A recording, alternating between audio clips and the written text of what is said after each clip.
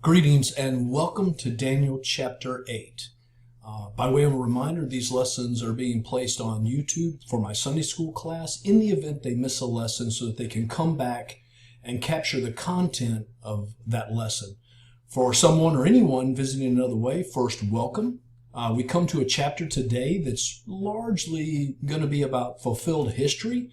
But don't let that stop you from watching the lesson. Again, it was a great reminder that the sovereign God knows all things and can easily declare things in advance, even things in great detail. It reminds us that he does this really to comfort Daniel, but equally to remind the nation of Israel, or to let the nation of Israel know of this coming time of judgment because of their sins and how horrific it will be. So it's meant to encourage others as well. The title of the lesson is Broken Without Hands. You'll see where that comes up. But that is the end of all God rejectors, all anti-Christian forces ultimately will be broken without hands. They ultimately will be cast into the lake of fire. They ultimately will spend eternity in hell for the rejection of the Messiah, the one who came to pay the debt for their sins. And because they choose not to have their sins covered by him, they will pay for their own sins. And so broken without hands. By way of a reminder, we are still in Babylon, although we've jumped 3 years forward from our lesson in chapter 7. We're still backwards in time from where we were in chapter 6. This morning we will find ourselves in the 3rd year of the reign of Belshazzar. So last week, chapter 7, we looked at a vision that occurred in the 1st year of the reign of Belshazzar. This week we look at a vision that occurred in the 3rd year of the reign of Belshazzar.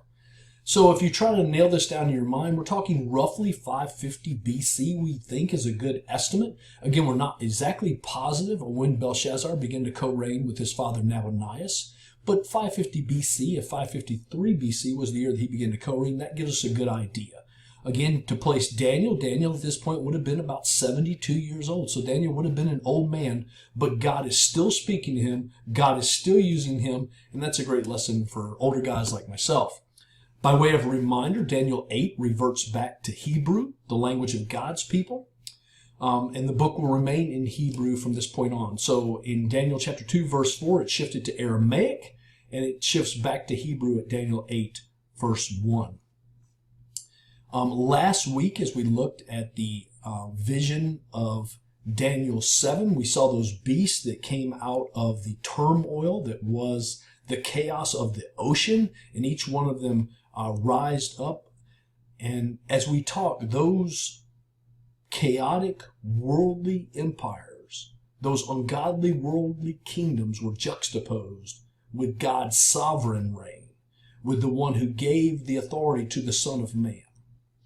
Now, one of the characters we were introduced to last week was the 4th beast, and out of that 4th beast, the Roman Empire, we would see that a little horn would come up. That little horn would uproot 3 other horns. We talked about possible identities for that little horn.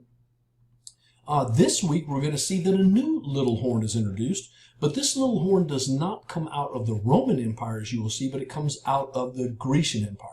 So it's important to understand that although in type they can both be pointing to the man of sin, they cannot both be historically, grammatically the same person. Because in one case, the little horn, whoever you make it to be in Romans 7, comes out of the Roman Empire. In the other case, the little horn, whoever you make it to be in Romans 8, comes out of the Grecian Empire. And I would argue that although there's great disagreement on Romans 7 and the little horn that comes out of the Roman Empire, there is great agreement. In fact, most scholars, Bible teachers, theologians that I've read behind agree on exactly who the little horn is here in, I was going to say Romans. Wow, in Daniel chapter 8. So again, I would just leave you with this point before we jump into our lesson. The little horn must be a different person in Daniel 8 than whoever you identified it with in Daniel 7. And I don't care who you identified it with, for it comes out of a different empire. So with all that being said, let's go ahead and advance the lesson. Again, this is happening in the 3rd year of Belshazzar's reign, just to nail it down, around 550 BC. And I think something Pastor Vadi Bakum said in his sermon on Daniel 7 is applicable even to Daniel 8. And so I do want to read it, and you can read along. quote, here's the great irony. Now, again, he's talking Daniel 7, but I think the point stands as we go into Daniel 8. We go to Daniel 7, and I would say even 8, and people spend years trying to interpret all the little details of the four beasts there in that first paragraph. What is this and what is that? What is that rib? What is that bear? What is this and what is that? We get mired down in all this trying to figure out where this is coming from and where that is coming from. Folks, read Daniel chapter 7. I would say read Daniel chapter 8. Where is your attention supposed to go? To the Ancient of Days and to the Son of Man and to the kingdom that will never end. I do not have to know who all of those beasts are. I would argue you don't have to know who the horns are or the little horn. All I have to know is that they are examples of the kingdom of men that come and go. They are violent and ungodly, and I long for the kingdom that has no end. And so I would, leveraging off Pastor Vadi's words, I would urge us to remember that the lesson of Daniel 8 is God is sovereign in the affairs of men. He puts up who he wants, he takes down who he wants, and he reveals it all to whomever he wants. And so that is the lesson as we look at predictive prophecy fulfilled in Daniel chapter 8. So with all that being said, that's the introduction. Let's get rolling. Daniel chapter 8. We'll start with verses 1 through 4. In the third year of the reign of King Belshazzar, a vision appeared to me, Daniel, after the one that appeared to me the first time. I saw in the vision, and it so happened while I was looking that I was in Shushan, the citadel, which is in the province of Elam, and I saw in the vision that I was by the river Ulai. Then I lifted up my eyes and saw, and there standing beside the river was a ram, which had two horns, and the two horns were high, but one was higher than the other, and the higher one came up last. I saw the ram pushing westward and northward and southward, and no animal could withstand him, nor was there any that could deliver from his hand, but he did according to his will, and became great. So we see this 2 years later, 2.5 years later, the third year, here in chapter 8, we see this new vision that's been given to Daniel.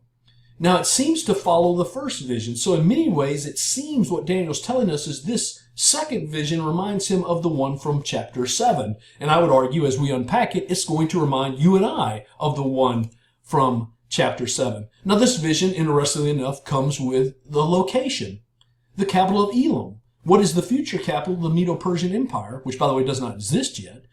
It's the location of Esther, and it's the location of Nehemiah. They're in Shushan, they're in Susa, by the river Ulai. So Shushan is also called Susa by the Greeks, located about 230 miles directly east of Babylon, about 120 miles north of the Persian Gulf. It's way out there in the middle of nowhere, way out there in the desert. Now, again, most theologians believe that Daniel isn't in Susa, he isn't in Shushan when he has this vision, but rather he's in Babylon, and in this vision he's taken to a place that he knows. He's taken to Susa, he's taken to the future capital of the Medo-Persian Empire. He's taken there on the banks of the river Ulai. And so this vision transports him to another place, to this great city that will become the capital of the Medo-Persian Empire. We talked about this in my class, and there were some who thought, well, maybe he really was there, and of course that's possible. In this vision, he sees a ram, and this ram has two horns, one horn being higher than the last one. This is the Medo-Persian Empire. This is represented in chapter 2, and we'll talk more about this in a moment, as the arms and the chest of silver. This is represented in chapter 7, is the bear that has 3 ribs in its mouth, that's one side is higher than the other. And he sees this ram pushing westward and northward and southward. And this is definitely an accurate representation of the expansion of the kingdom under Cyrus the Great. And we see that no animal, which would be king or kingdom in this type of vision, could stop the advance of the ram. The ram seemed to do as it pleased. And for a time being, that was absolutely true of Cyrus the Great. From a human perspective, it was true. As you watched the expansion of his kingdom, Lydia, you watched just everything absorb, and ultimately to Babylon, it was absolutely true that he appeared to be unstoppable. So Daniel is not only having a vision, but this is like a modern day science fiction vision. But I would add, not only is a science fiction vision, it's a vision that Daniel is very active in. And so we're introduced to the first character of this vision, and that is the ram with two horns. Picking up in verse 5, and as I was considering, suddenly a male goat came from the west across the surface of the whole earth without touching the ground. And the goat had a notable horn between his eyes. Then he came to the ram that had two horns, which I had seen standing beside the river, and ran at him with furious power. And I saw him confronting the ram. He was moved with rage against the ram, attacked the ram, broke his two horns. There was no power in the ram to withstand the goat, but he cast him down to the ground and trampled him, and there was no one that could deliver the ram from his hand. Therefore, the male goat grew very great. But when he became strong, the large horn was broken, and in place of it, four notable ones came up toward the four winds of heaven. As Daniel is considering this vision, this ram, this male goat, comes from the west, and he comes without touching the ground, pointing to just rapid speed. And this male goat has a notable horn between his eyes. This is the Grecian Empire. This is the same kingdom from Daniel 2 with the midsection of brass. This is the same kingdom from Daniel 7. That's the leopard with four heads and four wings. This is the Grecian Empire. And by the way, this is not speculation. This is not Rich's idea. This is biblical fact. Daniel 8 verse 20 says it. The ram, which you saw having the two horns, they are the kings of Media and Persia. And the male goat is the kingdom of Greece. And the large horn that is between his eyes is the first king. So that's Alexander the Great. So we know all the players so far in this vision. You know, sometimes when we read a verse, and some we're going to read here in just a moment, we pray, we study, we read behind others, and we come to what we believe to be true.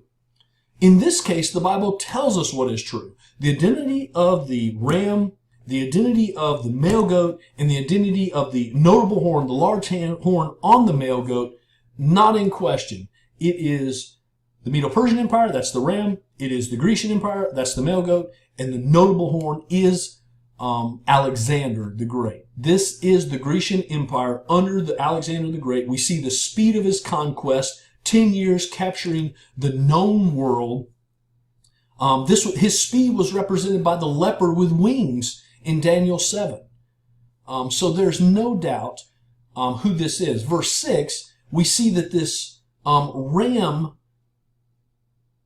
this male goat charges at the ram with furious power.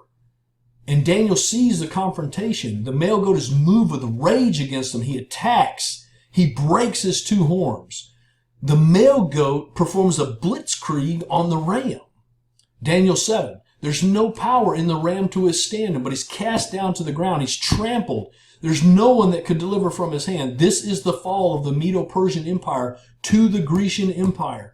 The male goat is cast down to the ground. The male goat is trampled, the ram is trampled. The ram is cast to the ground, and the male goat really just stomps on him. Sinclair Ferguson said in his commentary, nothing could be more eloquently summarize the overwhelming defeat Alexander visited upon the Persian forces in the battle at Granicus River in 334 BC.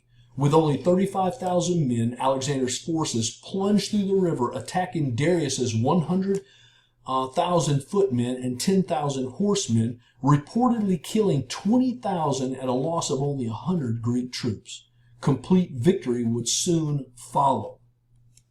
So the ram, one higher than the other, that is clearly the Medo-Persian Empire. No doubt about it. Verse 20 tells us that. The male goat with a single horn is the Grecian Empire, and that single horn is Alexander the Great himself. There is no doubt about it. Now, verse 8, you'll see that this male horn grows very great, and that was true. Alexander the Great conquered the known world in 10 years, but when he became strong, the large hand was broken, and that's exactly what happened. In Babylon, he died under mysterious circumstances at the age of 32, planning his next conquest, and in place of it, that's in place of the broken notable horn, four ones come up toward the four winds of heaven. So the male goat attacks the ram, breaks his horn, tramples him, but ultimately what happens is, in a very short period of time, the horn is broken off the male goat, and four horns come up in its place toward the four winds of heaven. Now that is exactly what happened. Although there was a great power struggle within Alexander's empire, ultimately it settled with four kings, four leaders: Cassandra, Lysimachus, Seleucus, and Ptolemy. And they represented and oversaw almost all of Alexander's former empire. Now, it didn't happen quickly. It took time. But again, there was a great power struggle. Different people died. Even family members of Alexander died, as you might imagine. But ultimately, the great horn was broken. And ultimately, just as God had predicted, four horns came up in its place. Four in place of that single notable horn. And so what is amazing is the accuracy of this prophecy as this played out in time. And keep in mind, this was given well in advance of the death of Alexander, well in advance of Alexander coming into power, well in advance. This is being given, and the Medo-Persian Empire is not even in charge yet. This is being given the third year of the reign of Belshazzar. This has caused many modern day scholars to reject that Daniel, the 6th century BC Daniel, wrote the book of Daniel, and that it had to have been written by someone later because the prophecies are so detailed and so accurate. I mean, like, hello, have you read Isaiah 53? The sovereign God often gives very detailed prophecies. Have you read Matthew 24 and the accompanying text in the Synoptic Gospels? I mean, are you kidding me? Very great detail. So not only does this not surprise us, we've come to expect this from our sovereign God, that he indeed does give great details, and these four kings represent the four horns that came up after the notable horn was broken. Now, all of this should look very familiar to us. This is the Medo-Persian Empire and the Grecian Empire that's represented by the silver chest and the bronze midsection from Nebuchadnezzar's dream, recorded in Daniel 2. Represented by the bear with one side higher than the other and the three ribs in his mouth, and the leopard with four heads and wings in Daniel chapter 7. This is pretty straightforward, with the addition of that horn being Alexander the Great. And so that's where we are. This is all pretty straightforward, not much to disagree upon or even to disagree about. So let's get going to verse 9. And out of one of them came a little horn, which grew exceedingly great toward the south, toward the east, and toward the glorious land. And it grew up to the host of heaven, and it cast down some of the hosts and some of the stars to the ground, and trampled them. He even exalted himself as high as the prince of hosts, and by him the daily sacrifices were taken away. And the place of his sanctuary was cast down. Because of transgression, an army was given over to the horn to oppose the daily sacrifices, and he cast truth down to the ground. He did all this and prospered. Then I heard a holy one speaking, and another holy one said to that certain one who was speaking, How long will the vision be concerning the daily sacrifices and the transgression of desolation, the giving of both the sanctuary and the host to be trampled underfoot? And he said to me, so an angel asks an angel a question. The angel says to Daniel, for 2,300 days, then the sanctuary shall be cleansed. So that we're straight, in Daniel chapter 7, the little horn came out of the Roman Empire. No doubt about that. In Daniel chapter 8, this little horn comes out of the Grecian Empire, represented in Daniel 7 as the leopard with four heads. And so it's important to understand that whatever you make of this little horn, it is a different person, and it must be, than the one in Daniel 8. Now, could they both be serving as a type for a coming man of sin, a type for a coming son of perdition? Absolutely. But their historical, grammatical fulfillment cannot be the same. Whatever you make of Daniel 8 little horn, you cannot make the same thing in Daniel 7. That is inconsistent with the scriptures. You will find yourself arguing against the scriptures if you come to that point.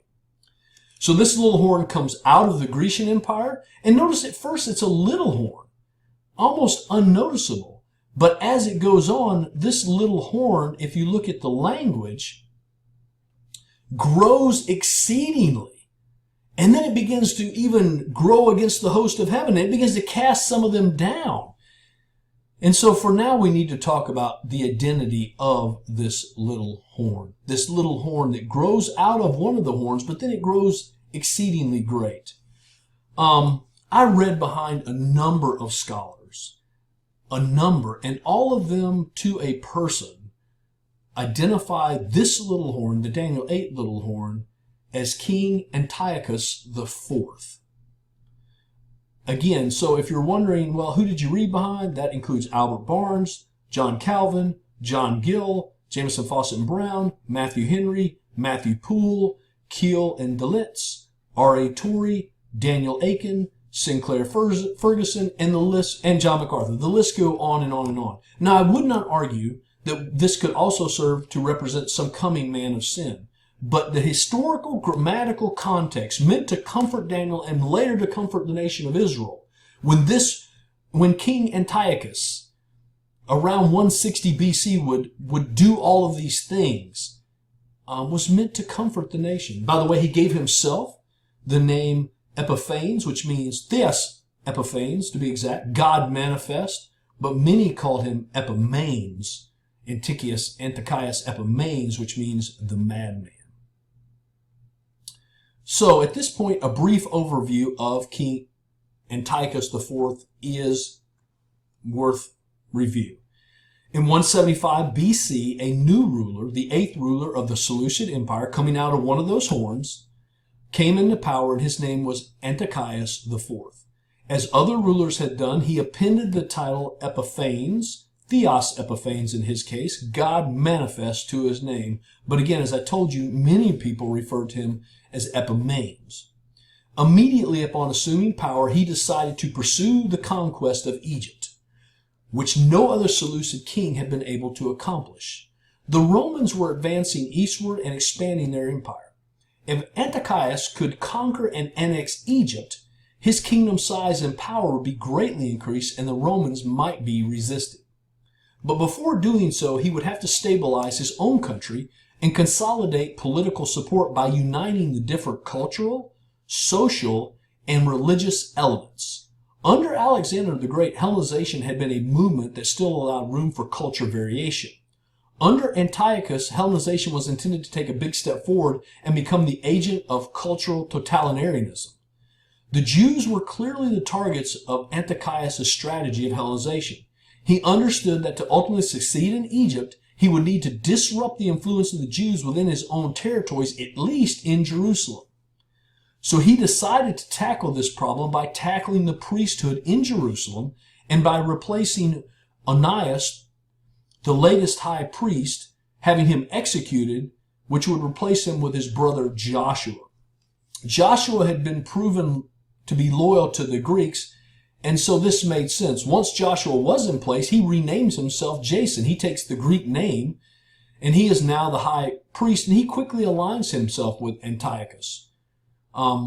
Jason gives Antiochus access to the temple and even to the temple treasury. But that's not enough. So to raise revenue from the Jews, Antiochus takes a bribe to appoint a man who did not even ascend out of the Aaronic priesthood, out of the Aaronic tribe, to the high priesthood. His name was Menelaus. As you might imagine, all of this, executing the high priest, installing Joshua, Joshua changing his name, and now installing someone who's not even from the correct tribe, all of this infuriated the Jews. This would turn into a civil war between those who followed Jason, those who followed Menelaus, and those who followed some other division or sect. While Antiochus was away, the civil war broke out and raged between those who followed these different people, these splinter groups, or Jason or Menelaus. Antiochus, enraged over what was happening, had to leave Egypt to go back and deal with the civil war in his own nation. So that brought him back to Jerusalem in a rage. He slaughtered thousands of Jews, reinstated Menelaus, and left Jerusalem headed back for Egypt. And guess what happened? As you might imagine, a second rebellion breaks out. As you guess, this is enough as far as Antiochus is concerned. He returns to Jerusalem and essentially outlaws Judaism. He stops all sacrifices from occurring. He kills tens of thousands of Jews. He enters the temple and slaughters a pig on the altar. He outlaws circumcision. He outlaws dietary food laws. He outlaws the Sabbath observance. He installs a statue of Jupiter or Zeus, depending on which language you're using, in the temple, on the altar. He outlaws Judaism in Jerusalem and does everything he can, at least in Jerusalem, to destroy it. Daniel Aiken, in his commentary, said this: students of the scriptures are again unanimous that this little horn is the evil king Antiochus IV, who emerged from the Seleucid Empire many years after the death of Alexander the Great. He would reign from 175 to 163 BC and severely persecute God's people. Now, maybe you're thinking, I've never heard of this.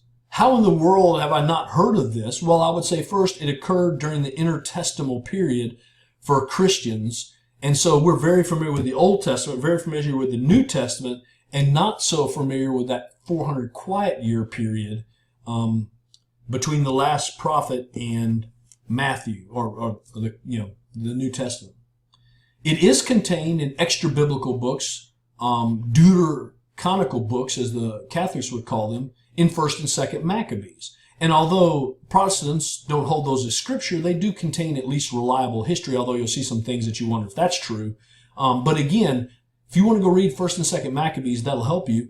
If you want to go Google Hanukkah and how Hanukkah was established when Judas Maccabees cleansed the temple after Antiochus was finally died. But ultimately, the key point here is verse 9. As you unfold this little horn grows great. We're fairly certain on who this little horn is. He grows even to the host of heaven. He casts down some of the host. Albert Barnes said in his commentary, Antiochus, in the fulfillment of this, cast down and trampled on the princes, the rulers, and the people of the holy host, or the army of God. The language is clear. The horn exalts himself. He grows in power even to the heavenly host. He casts down some of the host to the ground.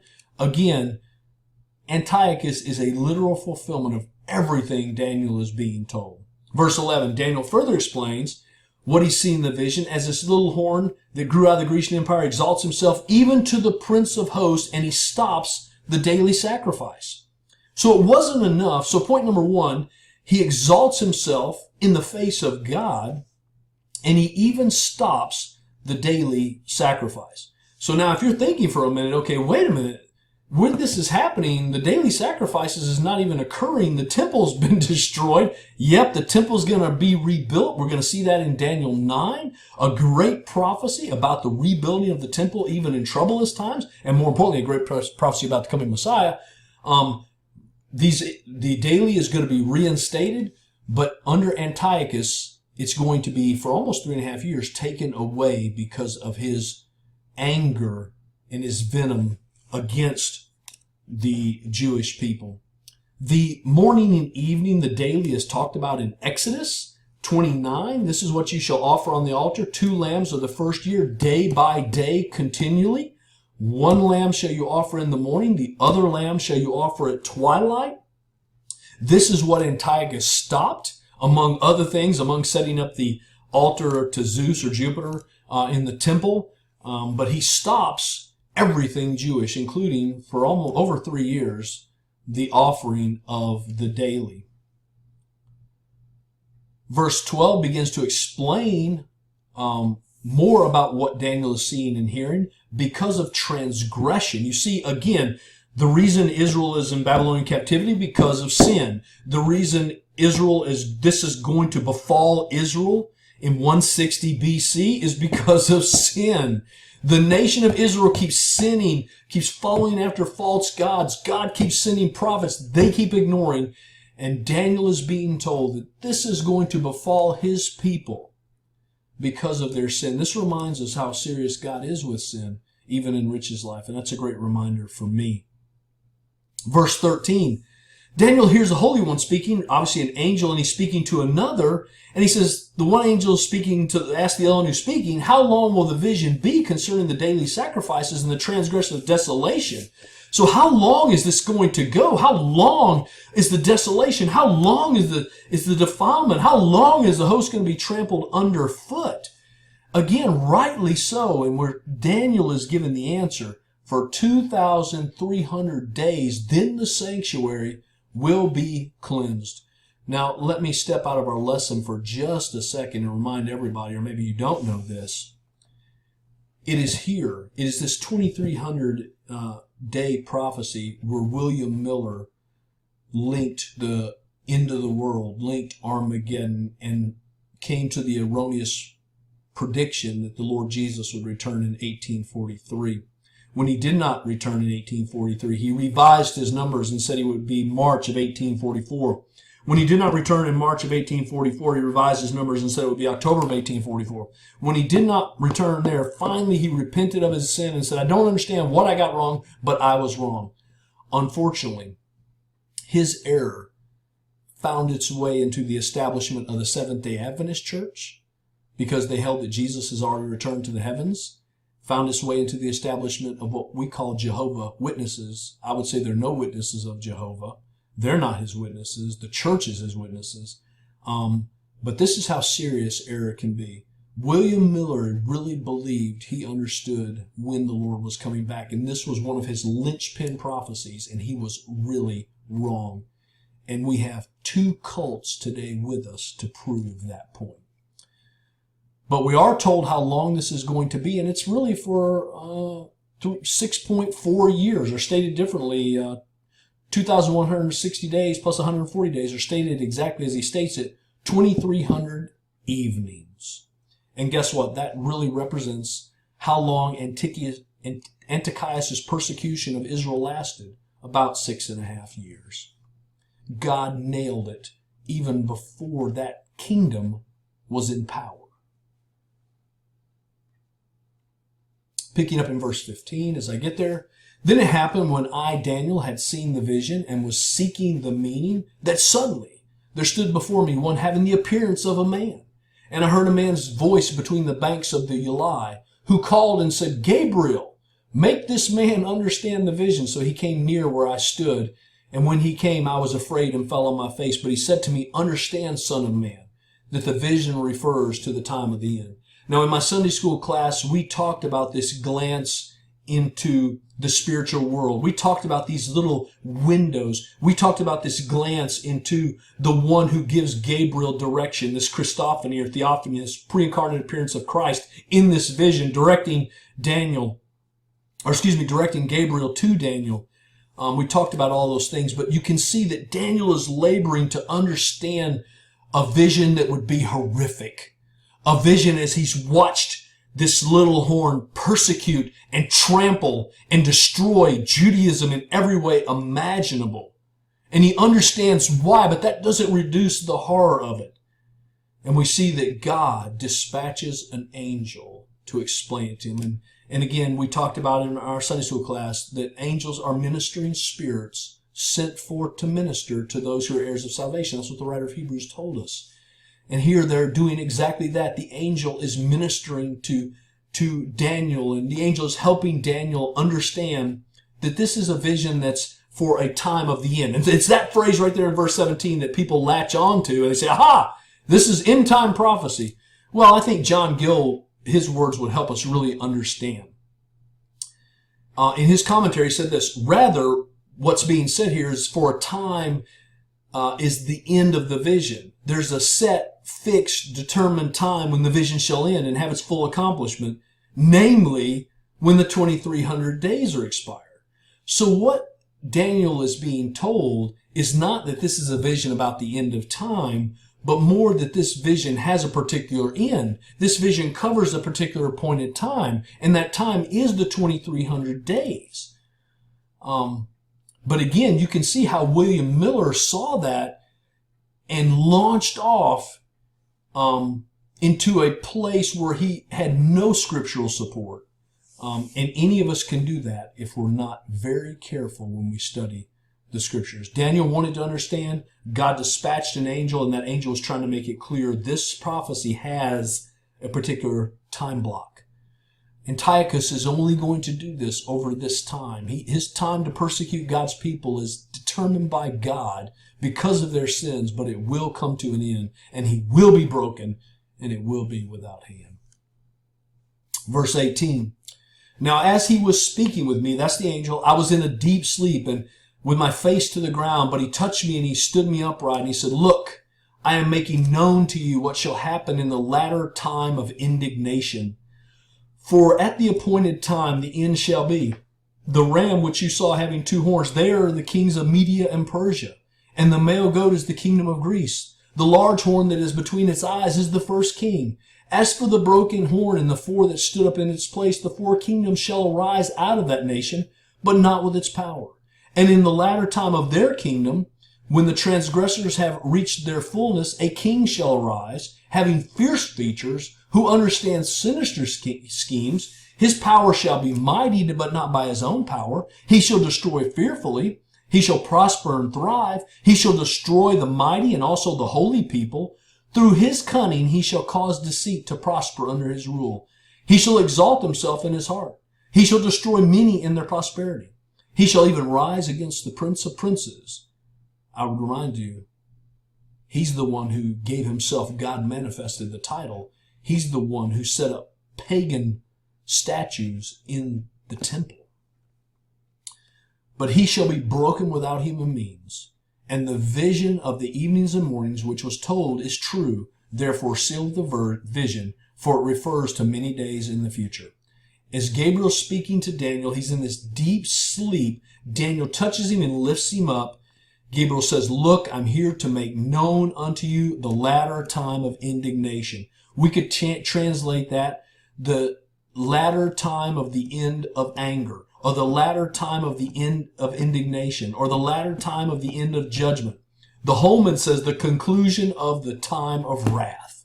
That captures the idea. He's saying, I'm trying to explain to you this whole time and how it concludes. For at the appointed time shall be the end.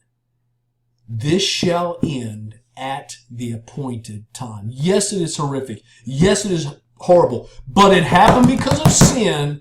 And guess what? It will go no further than the sovereign God allows it. And there's the lesson. We could just stop right there. The lesson is everything that happens by the will and decree of the sovereign God. All of this, including the little horn being stopped without a hand. By the way, he didn't die in battle. He died in a chariot. Fell out of the bag. He didn't die fighting. He didn't die slaughtering the Jews. He died a broken man, broken by the hand of God. Again, these verses just walk us through the identity. It's the latter time of the Grecian kingdom when this happens. This king arrives. And again, this happens when the transgressor's sin reaches their fullness. That's the nation of Israel. This king arises, this little horn. He has fierce features, a bold face according to the ESV, insolent according to the Holman, bold countenance according to the RSV, fierce countenance, KJV. And he understands sinister schemes, or he understands riddles as the ESV and RSV says it, or he understands dark sentences as the KJV says it. But look, his power shall be mighty, but not by his own power. He will cause outrageous destruction. Verse 24, he will both prosper and thrive. He will destroy the mighty, the powerful, even the holy people. If that were not enough, going into verse 25, he will cause deceit to prosper.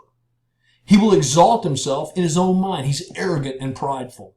He will even exalt himself in the face of God, and surely he did this on the coin. Surely he did this in the temple.